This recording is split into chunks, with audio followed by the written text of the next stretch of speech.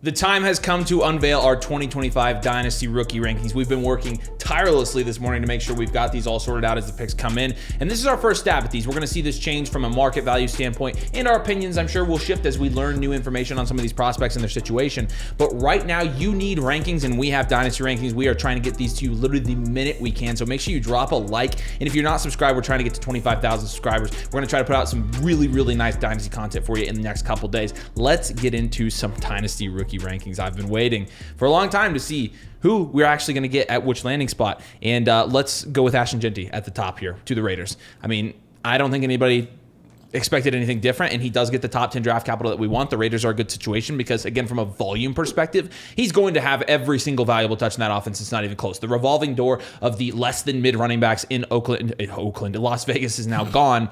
And I always do that. It's just it'll never not be a thing. It's childhood Avery, and he always wants the Oakland Raiders. But Jeanty, I mean, there's really nothing else to be said here. He's always going 101 in every single rookie draft mock we've done. Every single time he's been going 101. He's in his own tier at the top, and we have another guy in his own tier here in the A tier. Yeah, it's Omarion Hampton. He's the only remaining running back that went in this class in the first round, and honestly, he gets the best possible landing spot you could have asked for any running back going in this class at all. The Greg Roman run offense for the Los Angeles Chargers. Woo! It's the dream landing spot. It's the best landing spot in the draft. Yeah, I think at this point there's not really, very similar to Jeanty, not really much more to be said. We knew that Hampton was going to be a top prospect at the running back position, especially after his combine performance, and we knew that he could go as high as a first round. He gets that draft capital. He gets the ultimate landing spot that everyone wanted to see. They're going to run the frick out of the ball. If you have questions about what he's actually going to do with Najee Harris and how that's going to really kind of roll out to start the season, will I be surprised if week one there's a 50-50 split between Najee and Hampton? No, I will not be surprised. If you think for a second that Najee is actually going to eat into Hampton's workload long term, you're out of your mind. It's Hampton long term. It's Hampton. Hampton's the guy, and I would bet on Hampton being the guy getting 80% of that workload day one. And the thing about the 102 was it was consistently going in startups, like mid-late third round. Omarion Hampton is immediately going to be more valuable than that. He's going to be at the very worst in early third in startups. You already got a value in off of that 102 if you had that 102 in Dynasty. So congrats to those of you who held and owned the 102 in Dynasty rookie drafts. You guys are going to kill it. Let's go to the B tier. This is a big tier, and we talk about the tier-based approach to rookie drafts, and it really is the 100% correct approach, in my opinion, in terms of drafting these rookies onto your team. Because basically what we're saying here and how the tiers work are you could have Cam Ward as high as the 103, even though he's going to be probably last in this tier. Move these guys in this tier any way you want to, okay? So if you want Quinshon Judkins at the top of this tier, totally cool. If you want Travis Hunter at the top of this tier, totally cool. If you want Travion Henderson at the end of this tier, totally cool. This is not really any super specific order to us, and I will say this. Travion is going to be the first guy we have listed here in this tier, and it's because I've seen Travion go 103, I think, more than anybody. He goes to the Pats in round 2. It's a good landing spot. You've got Drake May. They bring in Stephon Diggs this offseason. It's going to be a more dynamic offense. The only existing running back threat they really have there is Ramondre Stevenson, and Travion Henderson is just all around a much better running back. They draft him. They invest early second-round draft capital into him. I think that there's no question he's going to be the workhorse back there from day one. He has the skill set to be very fantasy productive, and so if you have him on your fantasy team after these rookie drafts, you're feeling pretty good about it. Let's talk about two wide receivers here. Travis Hunter and Tet McMillan. We talked about this in a video after round 1, but really these guys, I've seen Travis Hunter slide a lot. And I think Travis Hunter could be as high as the 103 here. I've seen him go as low as the 108. I've seen Caleb Johnson taking over Travis Hunter, which based on our tiers, you should probably take away from this that we are taking Travis Hunter over Caleb Johnson. And the reason is, he got top 5 draft capital on a team where there is a somewhat competent quarterback and somewhat competent quarterback play with a new offensive-minded head coach where he is going to be playing the offensive side of the ball first, right? And so with Travis Hunter, with the talent he is, okay, with the team investment they put into him to trade up to get him, with his skill set and his athleticism, I don't think there's any question he's firmly in this tier, as is Tet McMillan, a top 10 wide receiver prospect. We were very high on him. He doesn't end up being the 102, but that's because there are some really good picks that came in and kind of pushed him down. He is going to be as high as the 103, though we have seen him as the 103. And again, taking a top 10 wide receiver at the 103, I mean, you're feeling pretty darn good about that. And so Ted McMillan cements himself as a premier pick in these rookie drafts. You're getting, again, a wide receiver 1 with top 10 draft capital. You feel very, very good about that. And then the last 2 guys in this tier here. Yeah, last 2 guys we'll have is Quinshon Judkins and Cam Ward. Judkins obviously getting drafted a couple spots higher than Travion Henderson, going to the Cleveland Browns. This is one where you saw Judkins being mocked to the Browns, I think, more than any other running back. It just was a fit that made a lot of sense with the history of the running back position in Cleveland and the types of guys that they like to draft. Judkins really kind of fit that role, and obviously there's a ton of need now there with Nick Chubb out the door after he got destroyed his knee for the 3rd time. Yeah, and I think Jerome Ford is no longer there, if I'm not mistaken. But anyways, they needed another alpha running back. Judkins is going to be the guy, early 2nd round draft capital. This was an absolute dream for Judkins. If you see him go as high as a 103, totally fine. Totally fine with that. Love it. And then Cam Ward, he's a 1st overall pick in the NFL draft in a super flex format, going to the Tennessee Titans. I think at this point you have to you have to put aside what you think about him as a prospect. We know there are questions with Cam Ward as a prospect, just like there are with almost every other quarterback prospect that goes in the NFL draft. But there is a point in time for every single franchise when they have to make a decision when they have a high pick. Do they take a quarterback? And is it worth it for them to do it? And when they do, they have a ridiculous amount of team investment. He's going to have a chance to be their long-term franchise option for the next 2 to 3 years. Well, you need so to know who to draft, and what we're using to create our rankings right now and know who to draft on our dynasty teams is we're using a bunch of tools. Okay, we're using the Bakery. The Bakery is helping us create these rankings because the Bakery is now finalized. We have final Bakery scores. We're using that. We're going to be using our rookie draft guide, our rookie draft tool for our decision making. We're updating literally all of that. It's going to be available to you this weekend on the site, so you can use them for your rookie drafts, and then you can take the entire rookie draft toolkit we've put together and make the right decisions on who to pick. Not to mention, Nathan and I can give you personalized advice. You get the rookie draft toolkit. You also get 2 team blueprints out right now as our flash deal for the draft with the annual Motherflocker tier with code DOMAIN. So you unlock the toolkit, you get everything that comes with it, including all the databases, the rookie draft guides, the rookie tool, and we're going to do 2 blueprints for you. Nathan and I do all of these personally. We can give you a plan for your dynasty team and specific rookie draft advice, who you should be targeting in your rookie drafts, what your team need is, and what your strategy should be for each round. And we are going to be cranking these out for the next really 2 weeks. And so if you want to take advantage of the deal, it's going to end here soon. So you can go over to flockfantasy.com/domain. Code DOMAIN, the annual Motherflocker tier will unlock all of that for you, and it's a great time to join again because we're running our flash deal and because you get everything you need, including one-on-one access to Nathan and I during your rookie drafts to make sure that you're dominating this portion of the dynasty season. It's not only important for the rookies, it's important for the rest of your team as well. This is a crucial time. And let's go to the C tier here. Caleb Johnson to the Steelers. This is a lonely tier. He's all alone. It's kind of sad, honestly, but no, it's a good reason, right? And really what we're saying by putting Caleb Johnson in his own tier, because when we're making our rankings and we're thinking from a tiered-based approach, this is how we end up getting here. Caleb Johnson, we haven't really seen him go above Travion, Hunter, McMillan, Judkins, and Ward. We haven't really seen him go behind the guys in the next tier, the D tier. And so from a value standpoint, and also in terms of where we are taking him, we're taking him after all the guys in the B tier, but firmly above all the guys in the D tier. And so we really couldn't find anybody else that's going in this tier. Caleb Johnson is kind of on an island. It's kind of weird for him to have his own tier here. That's really what it is. Going to the Steelers in the 3rd round, he's going to be the workhorse back there, 3 down back. I think he's going to kill it.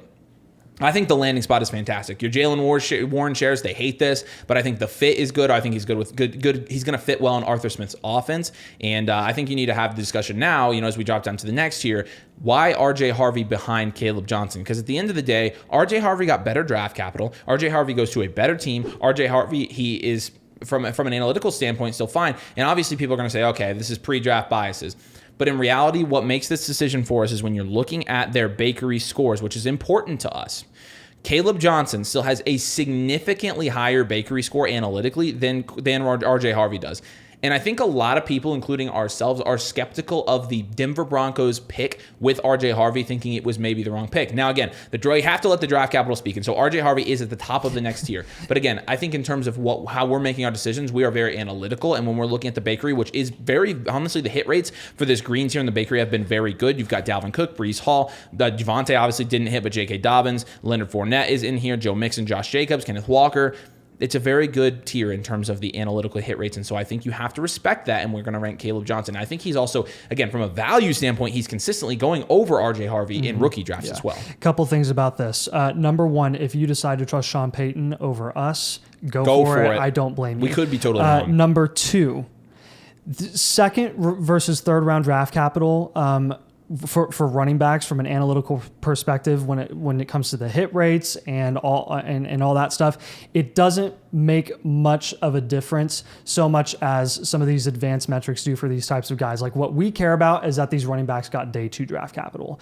We don't necessarily, it does matter. And this was factored into our equation that RJ Harvey was drafted significantly higher than Caleb Johnson. It absolutely was.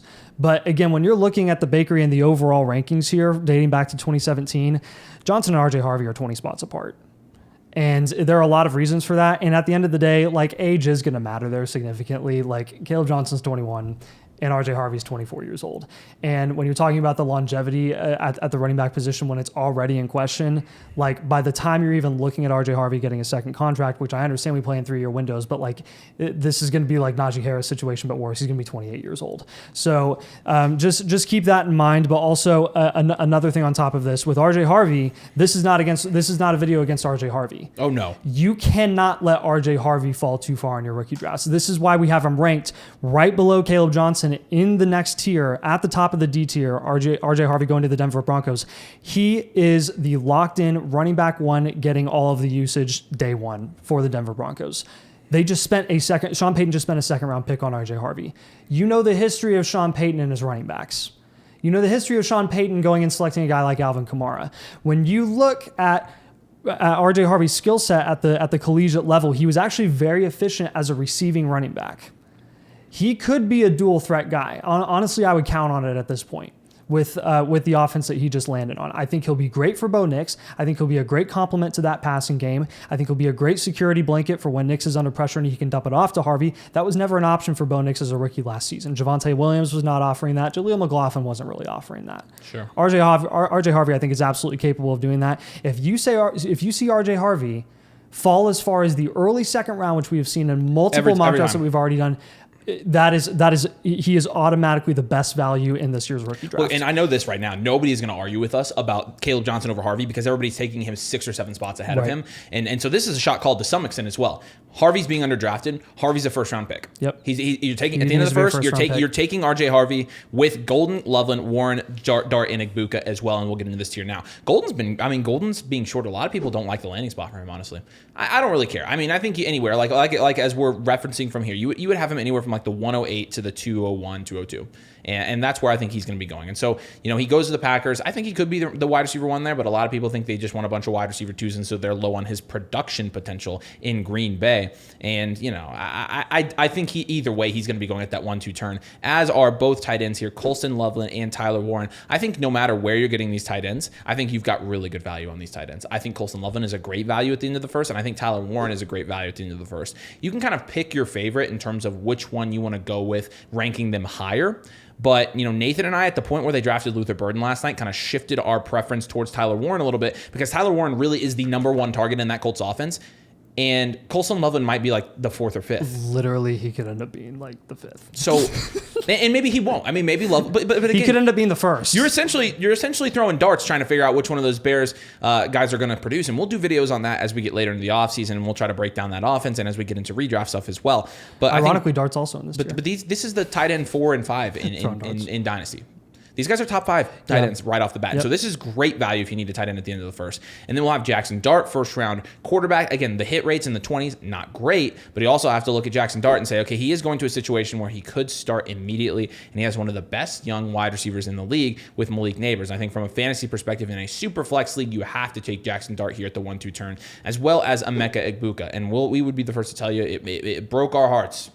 It broke our hearts to see him go to the Buccaneers, where he's going to be at best the wide receiver 3, at least in the short term. However, the one thing we have learned, and the one reason that he could be as high as a first round pick in Dynasty is like the 108, 109, is we're not going to overreact to a young wide receiver going to a situation where there are 2 old veterans in front of him, because what we have seen in the last couple of years is situations change very quickly, and clearly the Buccaneers wouldn't have drafted him if they didn't have a plan for him long term. So even though the short term outlook for Igbuka doesn't look that great, the long term outlook is something you have to consider. We play in 3-year windows, and it's very possible in 3 years he's the wide receiver 1 or 2 there. And so you have to keep that in mind. I think he is going a tier ahead of all the guys in the F tier here. So at the top of the F tier, really what I think ended up being one of the top 3 biggest surprises, biggest shockers in this year's draft, and honestly just kind of did not start us off well. In day 2 of the draft, you can see our live stream reactions. But with Luther Burden going to the Chicago Bears after they spent a top 10 pick on Loveland, a top 10 pick on Odunze the year before that, and extended DJ Moore to a long-term contract where they can't get out of that deal. Luther Burden, from a team investment perspective, is effectively the 4th option in that offense. Just when you take away talent, analytics, all of that stuff, from a team investment perspective, he is the 4th option in that offense at best. How can we take him any higher than this? Someone tell us if we can take him higher than this and give us a good reason for why. Like, we would love to know.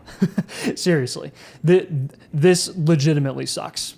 It really does. And when you're thinking about it like schematically, I don't even know where Burden's going to fit here, outside of just being a gadget guy.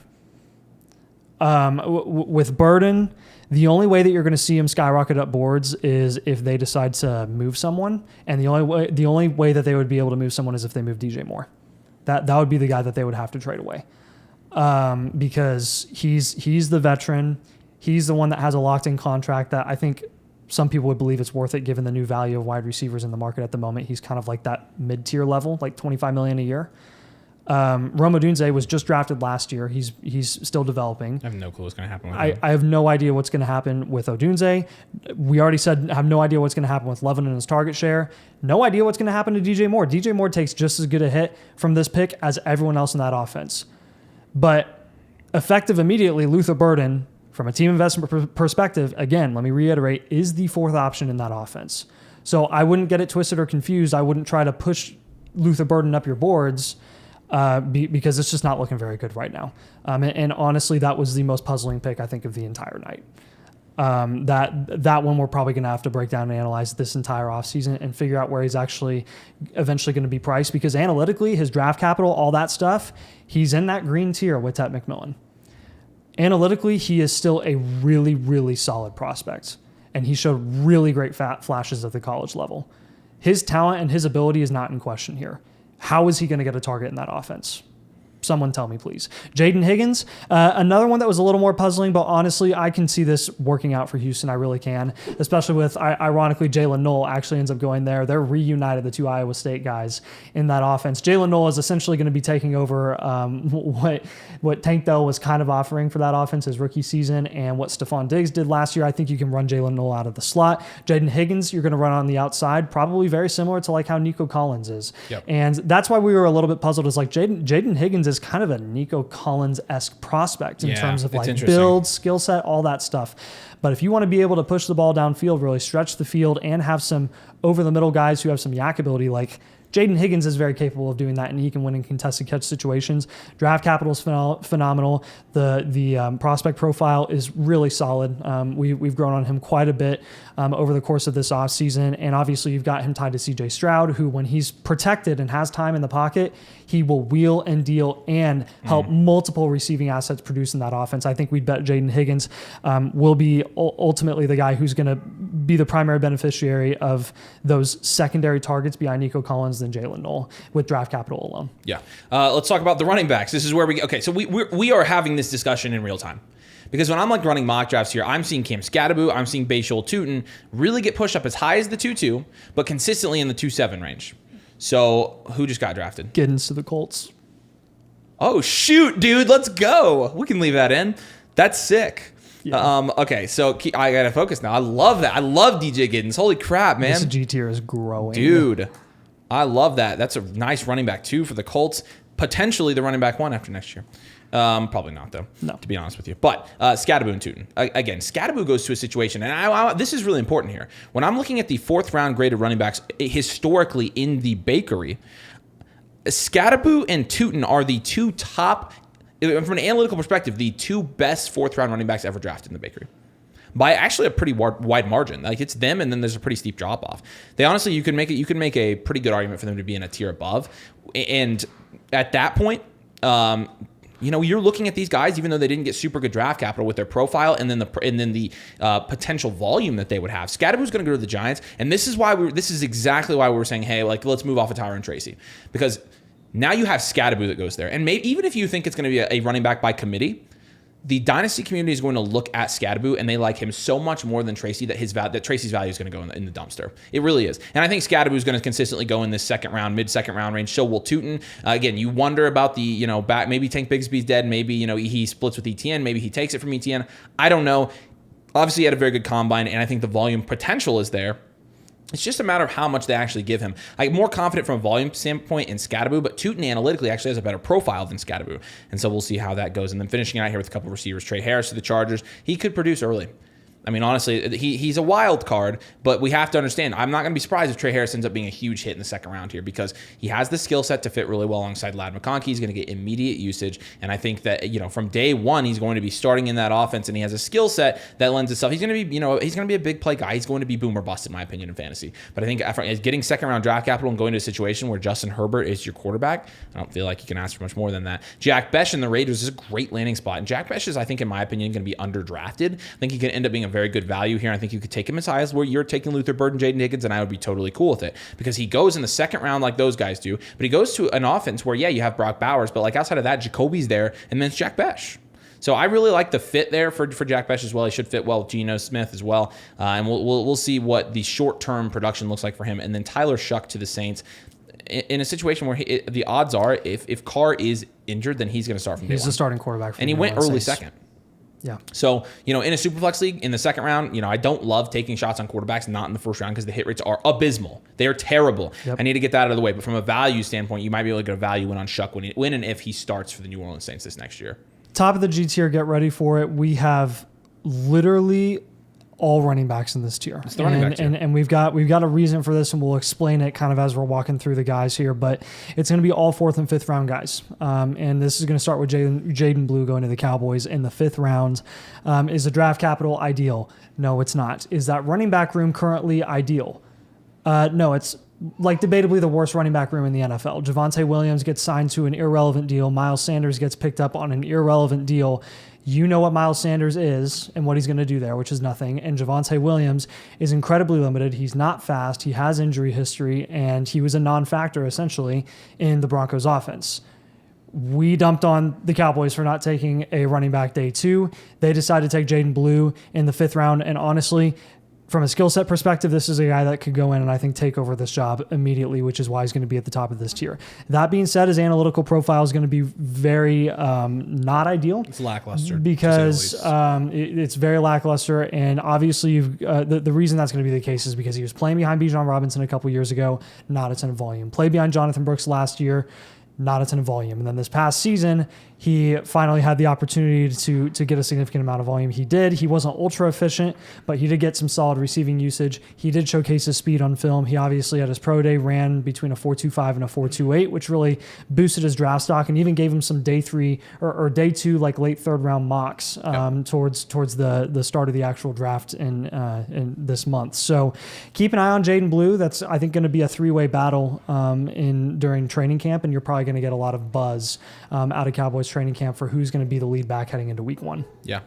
Trevor Etienne we got here. So we got a couple fourth round running backs. Etienne, Woody Marks, Jarquez Hunter, Dylan Sampson here. Okay. And so we'll go through each of these situationally. Trevor Etienne is basically what they wanted Jonathan Brooks to be. Now they feel more secure in Chuba Hubbard, but he is probably going to be in a committee there with Chuba Hubbard. I think they'll integrate him a little bit. I think Chuba is going to still be the workhorse back there. So from a production standpoint, you're not looking at anything crazy, but Etienne does have a pretty good analytical profile as well. When you're looking at his bakery score right now, he falls as the running back 10 in this class with fourth round draft capital. And we obviously know what he's capable. Plus, he's got the genes, right? And so you have to take that into account. But should have a little bit of a role there in Carolina. Woody Marks going to the Texans in the fourth round. Kind of the same thing, right? You have a veteran running back in Joe Mixon that has already been established, as the starter there. He's probably going to be the starter at least through next year. But Woody Marks brings a nice little receiving skill set to the Texans, and I think he will be utilized in, again, a running back committee, potentially as early as day 1. Now, Jarquez Hunter goes to the Rams. This is essentially the Rams. This is basically like a re-roll. If you drafted Blake Corum last year, it's a one round later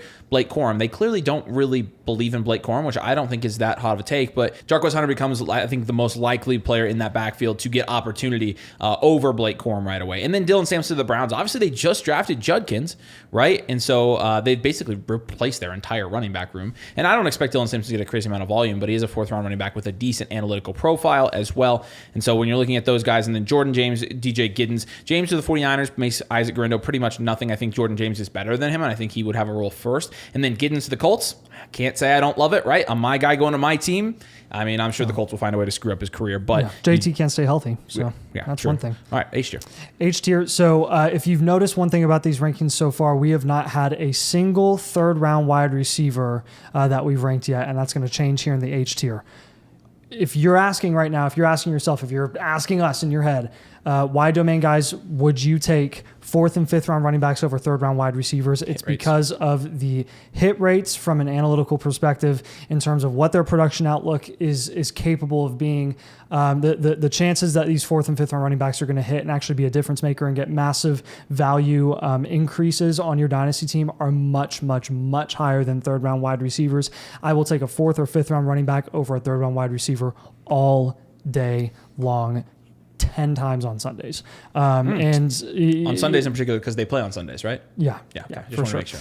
Kyle Williams will be at the top of this tier. Honestly, we were a big fan of this landing spot. So the Patriots, it's wide open. No one is really asserted themselves into that offense and decided to really take over that top option role.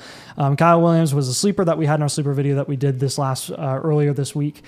Said to keep an eye on him. He gets third round draft capital, which is good for him. Dante Thornton, getting a lot of DK Metcalf comps from a build perspective. He wasn't super productive, obviously, in college, but he was very efficient with the opportunities that he got.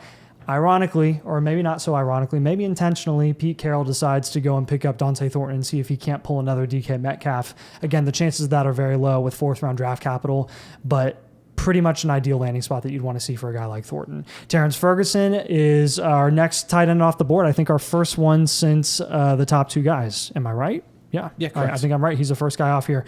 And he basically just gets the most friendly landing spot going in the second round. Second round tight ends, again, kind of a crapshoot in the NFL in terms of like what are they going to do from a production perspective. We don't always know. Some of them end up really working out and being elite level, a few of them. And then the others are like, so-so. And then there's a ton that are just like no names, you've never even heard of them. They've never touched your starting lineup.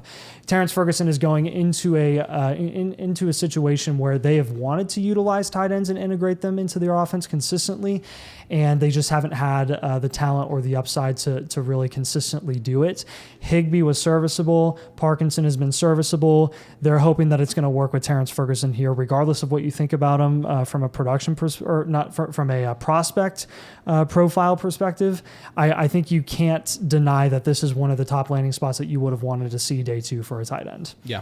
Jalen Knoll goes to the Texans. It's going to be hard, I think, in our opinion, for him to produce right away. I see him going in some of the mock drafts where you're doing right now in like the early second. Really no way we can take him there, right? He's definitely going to be more of a third round prospect for us. It's going to be hard, I think, for him to see enough volume. That said, they did take both Iowa State guys, and I do think he does fit into that offense well from a schematic perspective. And so, Jalen Knoll's going to be firmly in here with these other wide receivers that went in round 4 and round 3. Mason Taylor, Elijah Arroyo, and Harold Fannin, all three tight ends here. Fannin gets the jump because he did go in the third round. However, his analytical profile is really, really good. He's like, I think, the highest rated third round tight end in the bakery ever. And so you have to take that into account while you're ranking these guys, as well as Mason Taylor and Elijah Arroyo, both who have lackluster analytical profiles in the bakery, but they did get second round draft capital, and they do go to teams where they could start right away. We do like their skill set. We do like their traits. And so we think that they're worthy of going here. And then we've got Devin Neal in this tier. Another running back. We probably can't put Devin Neal in the G tier because he did go in the 6th round to the New Orleans Saints, but this could be the Kendre Miller replacement. And Kendre Miller was going much higher than this when he was drafted. He was also drafted in, the 3rd round, and Devin Neal's going in the 6th. So we'll take a dart throw on Devin Neal and think, okay, maybe if Kamara is, banged up, and maybe if Kendre Miller's in the doghouse, which it seems like he always is, maybe Devin Neal might have a little bit of value here. And then our last tier here. Yeah, our last tier here is going to be a bunch of, honestly, pushing irrelevant guys that are going to be going in the 4th round. Savion Williams gets 3rd round draft capital. He's going to be a gadget guy exclusively. He can play wide receiver, running back, lines out of the backfield, out of the slot, on the outside. He's not very versatile as a route runner, though, interestingly enough. Like when he is running routes, they're usually just very simple, like in infield slants. And I honestly feel like he's more of a gadget guy in the backfield than anything. He's listed as a wide receiver. I think he's just as much of a running back. And then you've got your quarterbacks all going in this tier. Again, you put them in whatever order you want to, but Milroe, Dylan Gabriel, and then Shedeur Sanders, the biggest faller in the NFL draft this year, objectively by far. He must have really bombed those meetings. Yeah. And it's not like he was a flawless prospect or anything like that, but definitely talented enough where it's like, yeah, I could have gone higher, but you have to like not be a tool.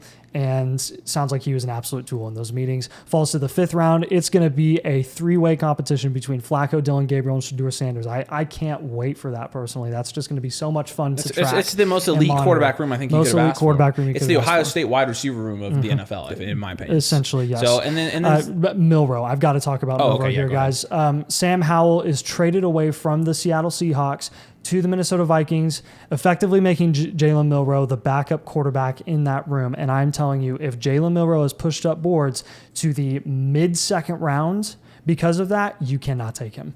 3rd round quarterbacks and their hit rates are close to 0. Like literally very close to 0.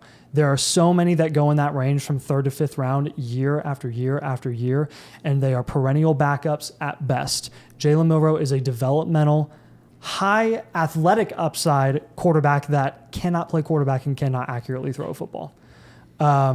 You are betting on the outlier of outliers with a mid to late 2nd round pick. If you're taking him there, don't take him there. If you want to take him in the 4th round, be my guest. Yeah. And then a couple of off-the-board wide receivers here that we had. Ty Felton, Isaac Tesla, Chimera DK, Arian Smith, Jalen Rose, and Jalen Lane. All, they're worth probably talking about a little bit, but not really enough to rank them. And again, we're only going to rank like the top 40 for today at least. And so there you have it. The first edition of our rookie rankings. Again, our team has been working tirelessly to get this video out as soon as possible. So if you would drop a like and subscribe to show your support and support the channel, it's a free and easy way to help push us along and continue to make great Dynasty content. But again, take advantage of the deal. We're extending it through, I don't know when, but probably through at least Saturday and Sunday. But you can get 2 free team blueprints and rookie draft blueprints, as well as the rookie draft toolkit with the annual Motherflocker tier with code DOMAIN. So check it out in the pinned comment. Come join the community. Come to Nathan and I friend requests on Discord. We'd love to chat with you and get a good idea of what your team is and what you should be looking for in your rookie draft. But we appreciate you watching. More videos to come. We will see you later.